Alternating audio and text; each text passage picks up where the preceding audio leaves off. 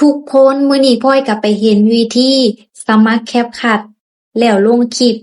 ให้ได้เงินซึ่งวิธีสมัครพลอยรู้แล้วว่าเฮ็ดจั่งใดก่อนอื่นเราเข้าไปในแอป CapCut เลยทุกคนหลังจากที่เข้ามา CapCut ให้กดไปบอนสันเดี๋ยวพลอยจะเฮ็ดเครื่องหมายบอกเลยทุกคนจะง่ายแล้วให้กดไปที่กิจกรรมพอเข้ามาฮอดหน้านี้ให้กดไปบอนจอยหรือว่าเข้าร่วมหลังจากเข้ามาฮอดหน้านี้แล้วให้กดไปตามลูกศรที่พลอยบอกเลยเด้อแล้วก็จะเด้งมาหน้านี้ต่อให้กดตามลูกศรที่พลอยบอกเลยเด้อทุกคนวิธีแบบนี้เป็นบางโทรศัพท์เนาะทุกคนอีกวิธีนึงก็คือแบบนี้พอเข้ามาCapCutให้กดไปบอนสันแล้วให้กดไปบอนที่สมัครเป็นคีย์เตอร์แล้วก็จะเด้งมาหน้านี้ให้กดสมัครเลยมันก็จะเข้ามาหน้านี้ซึ่งใส่อีเมลและรหัสอีเมลของเฮานั่นเองพอเขียนใส่แล้วให้กดหมายติ๊กบอนนี้แล้วมันจะขึ้นหน้านี้แล้วให้ทุกคนกดยอมรับพอมาหน้านี้ก็ให้ทุกคนกดส่งพอเฮ็ดสำเร็จก็สิขึ้นเครื่องหมายติ๊กแบบนี้แต่ทุกคนอย่าเพิ่งงงเด้อว่าคือมี2วิธีมีวิธีเดียวทุกคนแต่บางโทรศัพท์จะเฮ็ดแบบวิธีแรกและบางโทรศัพท์จะเฮ็ดแบบวิธีที่